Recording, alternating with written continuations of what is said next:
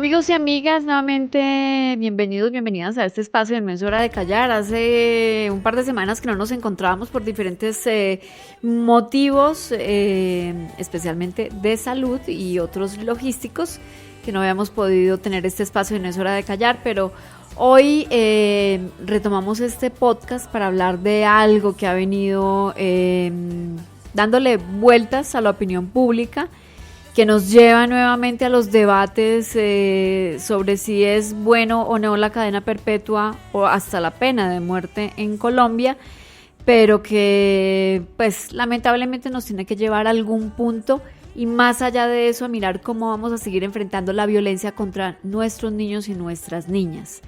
Cada día entre 64 y 66 niños y niñas son víctimas de violencia sexual en Colombia. Y cada día cerca de 22 niños y niñas están siendo asesinados o mueren en el país, lamentablemente en la mayoría de los casos por causas violentas en el interior o al interior de sus familias, de sus hogares. La casa es el sitio más peligroso para los niños en Colombia, y cada vez que llega un caso de estos tan fuertes, donde hay violencia sexual, donde hay feminicidio, donde hay asesinato con los niños, pues pensamos en qué es lo mejor, cuál es la mejor pena que se le puede aplicar a una persona que es capaz de atentar contra un menor de edad, y nos vamos y volvemos a la cadena perpetua. Y esto lo venimos discutiendo desde hace ya muchísimos meses. Ahora vemos que en el Congreso de la República el tema ha tomado relevancia nuevamente. El propio presidente Iván Duque ha hablado del tema y lo ha puesto sobre el tapete y ha dicho que una de sus causas dentro de su gobierno y en esos 3 años de gobierno que le quedan va a ser eso, y tratar de impulsar la cadena perpetua para violadores de niños y niñas. Y para hablar un poco del tema, hay una persona que está muy cerca del tema, es uno de los periodistas de la Casa Editorial El Tiempo, Juan Francisco Balbuena, de la sección política. Juan Francisco, bienvenido a este espacio. Gracias, Gina, es muy amable. Juan Francisco está muy cerca de estas personas que hablan todos los días desde la política de si es necesario o no esta cadena perpetua. Y primero yo le pregunto a usted como periodista, pero sobre todo como ciudadano, ¿usted está de acuerdo con la cadena perpetua? Pues es un tema muy complejo, ¿no? Porque es un tema que realmente, como muchos en Colombia, genera mucha polémica. Hay un poco de apasionamiento a veces en algunos sectores por esta clase de temas. Es difícil, la discusión es difícil porque realmente los elementos que se han dado hasta el momento, al menos lo digo yo como ciudadano, pues no parecen como dar demasiadas luces. Me explico un poco. Uno se pregunta, pues más allá del tema político, que si quieres ahorita lo abordamos más a profundidad, más allá del tema político, si una cadena perpetua para una persona que viole a un niño, que asesine a un niño, sí es la solución, sí ayudará a bajar las cifras. Esta discusión de imponer la cadena perpetua viene desde el 2012. Sí. ¿Sí? La fallecida senadora del Partido Verde, Gilma Jiménez, fue una de las más grandes luchadoras de esta causa. Se levantó 5 millones de firmas, ¿sí? Y presentó un proyecto de ley para hacer un referendo, para que la gente en las calles fuera la que definiera la modificación del artículo 34 de la Constitución, que es el que está en discusión en este tema, que es el que prohíbe las cadenas perpetuas en Colombia. Primero logró que se le aprobara el proyecto de ley, pero luego por una cuestión de forma ese se cayó en la Corte Constitucional. Ella volvió a insistir otra vez en el Congreso y eso se cayó como en el tercer debate más o menos. ¿Por qué? Tal vez un poco por lo que está sucediendo en este momento. Y es que hay diferentes puntos de vista. Sí. A primera vista, ¿sí? Digamos, uno le pregunta en la calle a alguien si cree que un malhechor, un bandido de estos, tiene que pagar cadena perpetua. Y yo personalmente creo que la gran mayoría de la gente pues va a decir que sí, porque es un tema pues absolutamente humano y absolutamente vital. Pero entonces cuando ya empezamos a ver el cómo imponemos esa cadena perpetua, es cuando empiezan a salir pues algunos argumentos que terminan parando el debate. Además, Juan Francisco, que hay que recordar que bueno, nuestra máxima pena según el Código Penal colombiano es de 60 años para personas que cometen crímenes, homicidios, ¿sí? Y en el caso de los menores no hay ningún tipo de, sí, ni de beneficio, así se comporta como un angelito en la cárcel y se resocializa y todo lo demás por ser menores de edad, en el caso de los menores de 14 años. Y entonces uno dice, 60 años terminan siendo una cadena perpetua, pues, porque ¿cuántas personas, por ejemplo, una persona que cometa el delito a los 30 años, usted le suma 60, dan 90? ¿Qué persona en Colombia, además, con la crisis carcelaria que manejamos en este país, se aguanta 60 años en una cárcel? Entonces, uno dice, bueno, está bien decir cadena perpetua, aplicar los 60 años, estamos un poco como enfrascados en eso y no hemos podido salir de ahí. Que sobre eso que tú mencionas, pues ahí creo que, y lo ha mencionado mucha gente ahorita en la discusión nuevamente en el Congreso, pues el caso de Rafael Uribe Noguera. Exacto. Rafael Uribe Noguera fue condenado a 57, 58 años de cárcel, una cosa de esas. Debe tener 30 y pico de años. Sí. Pues cuando salga ya va a tener 80, 80 y pico, y pues obviamente va a ser toda su vida, ¿sí? Toda su vida, 60 años de vida en la cárcel. Ajá. Entonces mucha gente en el Congreso se pregunta, bueno, ¿eso no es una cadena perpetua?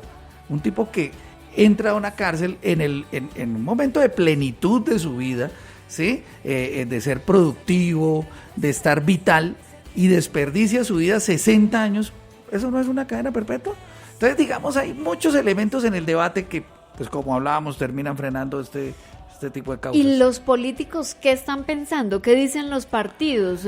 Cambio Radical, Centro Democrático, los que están promoviendo este proyecto para reformar el artículo 34, ¿qué están diciendo sobre el tema? Pues digamos que en los políticos uno podría dividirlos como en 3 grupos, ¿sí? El primer grupo,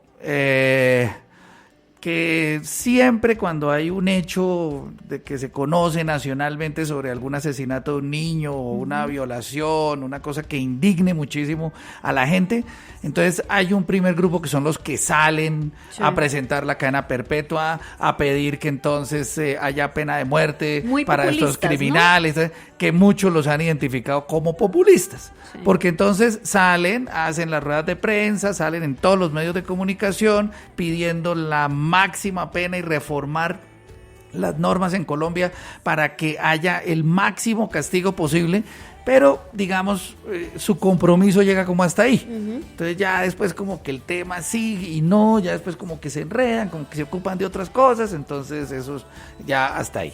Primer grupo. Segundo grupo, yo creo que hay gente en el Congreso que es un poco consciente de los alcances jurídicos de esto, porque ese es otro elemento del debate. En el 2012, cuando Gilma Jiménez impulsó este tema, el entonces ministro del Interior y de Justicia era Germán Vargas Lleras. Germán Vargas Lleras armó un grupo de expertos, juristas, pues para tratar como de consultarles esto, si se podía o no se podía. Y el concepto de ellos, tal como fue el concepto del Consejo de Política Criminal hace unas semanas, era que no. ¿Sí? Que una cadena perpetua es desproporcionada con la magnitud de las penas que hay en Colombia. O sea que se sale del marco constitucional, no solamente por el artículo que hay que reformar, sino por el espíritu mismo de la Carta Política. Entonces hay un grupo de congresistas que ahorita han salido también a manifestar sus opiniones, pues que jurídicamente dicen que el tema no, hay que estudiarlo, hay que mirarlo, porque eso no es tan sencillo. Y hay un tercer grupo, ¿no?, que está ahí, a la expectativa, como de si pasa o no pasa, a ver a qué se pegan, exactamente. Entonces, cuando los argumentos son a favor, salen en la foto, ¿no? Cuando los argumentos están en contra, dicen sí, pensémoslo, debatámoslo, miremoslo, analicémoslo. Entonces, digamos, esa heterogeneidad tan grande entre los partidos también ha contribuido a que el tema realmente, desde mi punto de vista al menos, sea un tema muy complejo y muy difícil. Muy difícil, creo yo, que se logre aprobar una cadena perpetua en el Congreso, tanto por los temas jurídicos como por los temas políticos. Juan Francisco, y usted que se la pasa todos los días allá en el Congreso, que tiene contacto directo con los congresistas, tanto en el Senado como en la Cámara, ¿usted sí cree que este tema en particular es uno de los temas que en este momento mueva la agenda de los congresistas? Porque tenemos otros chicharrones grandísimos, la JEP, bueno, todo lo que viene en el tema de política criminal, todo el tema de narcotráfico, pero este que es un tema que es muy populista, porque hay que decirlo que es así, pero a la hora de tener medidas efectivas por parte del Estado hay unos vacíos muy grandes. Sí hay una preocupación real, porque esto siempre le meten la cizaña, ¿no? Entonces decían que el día que faltaron o que habían solamente 15 congresistas en una de las plenarias, que claro, que entonces que favorecía a las FARC porque hablar de violencia sexual contra los niños inmediatamente mete a todas las personas de las FARC. Bueno, hay un tema político muy de fondo. ¿Les interesa o no? Yo creo que no, yo creo que les falta compromiso de verdad. Y más cuando pues un tema de esto se tramita en medio de una campaña electoral. Entonces, digamos, una muestra o dos ejemplos muy grandes, yo pienso de eso que se han dado en los últimos días. Tú mencionabas uno, que es el tema de un debate que se realizó la semana pasada sobre explotación infantil y sobre derechos de los niños, donde según las fotos, ¿no? Y según las personas que estaban ahí, había 15 representantes a la Cámara. Eso fue en la plenaria de la Cámara, de 172 que tiene la plenaria. Okay. Y solamente había 15. Y el otro ejemplo, la semana pasada, en la Comisión Primera de la Cámara, que es donde se está comenzando a tramitar esta reforma constitucional para imponer la cadena perpetua, se pidió el aplazamiento del debate, ¿no? Porque una representante de la Cámara del Centro Democrático hablaba del tema de populismo electoral y que el tema no fuera a ser utilizado para la campaña y tal. Y la votación para aplazar el debate quedó empatada. 16. ¿Ves? Entonces, digamos, es un tema que es demasiado complejo. Y yo sí creo que les falta compromiso realmente a los congresistas, porque más allá de si un tema de estos rente o no rente, ¿sí? Pues, digamos, yo sí pienso que lo primero es como definir qué es lo que se va a hacer. Entonces, claro, el tema de la cadena perpetua, pues para algunos sectores de opinión puede rentar. Entonces, hagámoslo. Luego, no se puede jurídicamente. Bueno, entonces no lo hagamos. Sí, pero no utilizar el tema, como tú lo decías al principio, de una cadena perpetua, llenar de expectativas a la gente, crearle a las familias de estos niños falsas ilusiones para que entonces en unas semanas pase eso.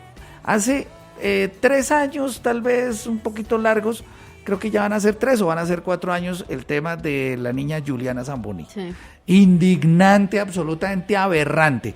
Eso fue un fin de semana, ¿sí? El lunes ya había congresistas moviendo el tema, que entonces ahora sí otra vez la cadena perpetua y no pasó nada. Sí, digamos que el problema en este país no solamente con el tema de violencia contra los niños, sino con todos los temas que generan este tipo de reacciones, es el efecto Alka-Seltzer, ¿no? Botar el Alka-Seltzer en el agua, sube toda la espuma, pero cuando ya baja la espuma, el tema quedó ahí. Y el problema es que, les recuerdo, Colombia es el segundo país a nivel mundial, según UNICEF, donde más se vulneran los derechos de los niños y las niñas. Esto tendría que ser un tema de Estado, no solamente de populismo en el Congreso, con una cadena perpetua que sí o no funciona, sino realmente cuáles van a ser los planes de Estado para frenar la violencia contra los niños. ¿Qué sigue ahora en el debate político, Juan Francisco? Pues bueno, ahorita la cosa está estancada, porque hay 3 facciones que reflejan un poquito lo que hablábamos ahorita. Este proyecto es una reforma constitucional. Las reformas constitucionales tienen que superar 8 debates durante un año legislativo. ¿Eso qué quiere decir hablando puntualmente de este proyecto? Que este proyecto empezó a tramitar en este segundo año legislativo, que empezó el 20 de julio, y debe estar aprobado el 20 de junio del próximo año. Debe recibir 4 debates de aquí al 16 de diciembre. Como es una reforma constitucional, esto no admite mensaje de urgencia, ¿sí?, de parte del gobierno, tampoco admite sesiones extras, ¿sí? Entonces tiene que ser con las reglas con las que se tramitan las reformas constitucionales. Una de las alertas es que el tiempo va pasando y todavía no se le ha dado el primer debate. Y los tiempos legislativos pues están fijados en el reglamento del Congreso. Deben pasar 8 días para que pase de la comisión, en este momento está en la comisión primera de la Cámara, a la plenaria de la Cámara. Y 15 días para que pase de una Cámara a otra, es decir, de la Cámara de Representantes al Senado. Entonces todos esos tiempos van corriendo. La representante del Centro Democrático, Margarita Restrepo, propuso que pues se aplazara el debate para que no hubiera populismo electoral, pero entonces la propuesta de ella pues es inviable legislativamente hablando, porque el proyecto tendría que empezar, se le tendría que dar el primer debate después del 27 de octubre. Y no hay tiempo. Y es muy apretado, ya tendría que trabajar sábados, domingos, festivos, todo. Y entonces ya es muy complicado. Hay una facción, ¿no?, de los representantes de la Cámara que presentaron el proyecto, una gente de Cambio Radical, una gente de la U, otra gente incluso del mismo Centro Democrático, de sectores opositores también, que pues están tratando de impulsarlo. Y hay un tercer sector en los cuales está el Partido Liberal, está, eso es sabido, el representante de la Cámara, Germán Navastalero, un jurista supremamente experimentado, que no ha tenido miedo de manifestar públicamente que él está en contra de ese proyecto, porque él tiene una tesis que a mí me parece que también es válida, y es que las cárceles colombianas no soportan una cadena perpetua. No. ¿Sí? No soportan a un preso detenido durante toda su vida. Además porque el argumento de él se basa en una cosa: las penas que no son cadena perpetua, que son a 10 años, a 20, a 30, pues tienen la expectativa de que el preso se resocialice. ¿Sí? Fuera de eso existen subrogados penales, que puede tener reducción de la pena, puede tener la expectativa de que algún día este delincuente va a servir nuevamente a la sociedad. En una cadena perpetua, no. ¿Sí? Porque en una cadena perpetua ya se perdió totalmente la expectativa de que una persona se resocialice. Sí, por eso precisamente le van a aplicar cadena perpetua. Claro, y vuelva a la sociedad. Entonces, él con cifras en mano, además, de cuánto puede costar más o menos en los Estados Unidos, cuánto cuesta sostener un preso durante toda la vida. Entonces, ese es un fundamento que me parece que hay que analizarlo, porque me parece válido también. Entonces, ¿eso qué ha hecho? Que el proyecto esté en este momento frenado, congelado. ¿Sí? Todo parece indicar que en la Comisión Primera de la Cámara quieren esperar a que haya un concepto del Consejo de Política Criminal, que ya hace unas semanas lo dio y que fue negativo, ¿sí? Y quieren esperar a que llegue ese concepto a la Cámara para arrancar el debate. El concepto muy seguramente va a ser negativo, entonces el proyecto puede empezar con el pie izquierdo su trámite. Como quien dice, esa plática se perdió otra vez, Juan Francisco, porque... Y hay un asunto adicional. El presidente Duque se ha mostrado favorable a esto desde que estaba en campaña. Sí. Desde que estaba en campaña, un día en un encuentro con unos alcaldes, me acuerdo yo, fue la primera vez que habló del tema, y que lo iba a impulsar y que lo iba a apoyar y todas cosas. Pero pues el gobierno está muy limitado en este momento en el Congreso. El gobierno no tiene una coalición de partidos que lo acompañen, que lo apoyen, ¿sí? Entonces es muy difícil para el gobierno empujar esto.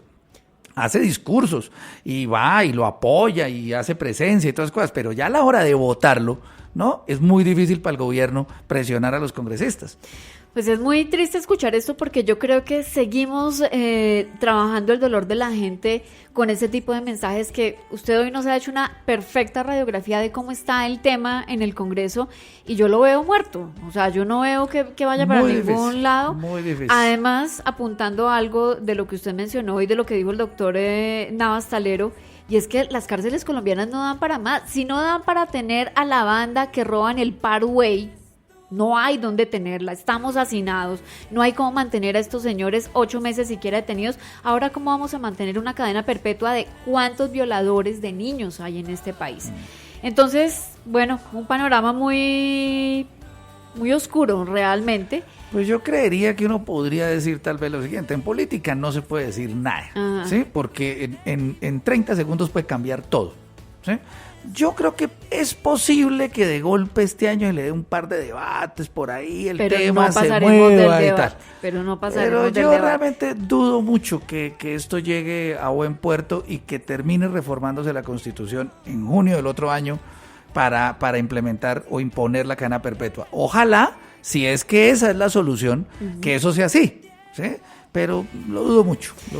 Pues bueno, mientras escuchamos este panorama que no es nada alentador, desde la sociedad civil y desde acciones y campañas como No es hora de callar, seguiremos insistiéndole al Estado que es necesario tener unos planes muy concretos para proteger a los niños y a las niñas, que desde la educación tenemos que seguir brindando herramientas para evitar de que esos futuros violadores estén en las calles y estén dentro de la sociedad, y que es necesario rescatar el respeto La falta del respeto que se ha perdido tanto es lo que nos lleva a la violencia intrafamiliar, es lo que nos lleva muchas veces a la violación, a la falta de entendimiento de cuál es nuestro papel dentro de la sociedad. Entonces, Juan Francisco, muchas gracias por haber pasado aquí por este podcast. No, Inés, Lo muchas seguiremos gracias por la invitando. invitación. Vamos a seguir muy pendientes de qué pasa legislativamente con la reforma del artículo 34 de la Constitución. Y pues seguiremos contándoles también qué pasa con el tema de los niños y las niñas. No se les olvide, a diario, entre 64 y 66 niños y niñas son violadas en Colombia, y por eso tenemos que seguir diciendo, no es hora de callar.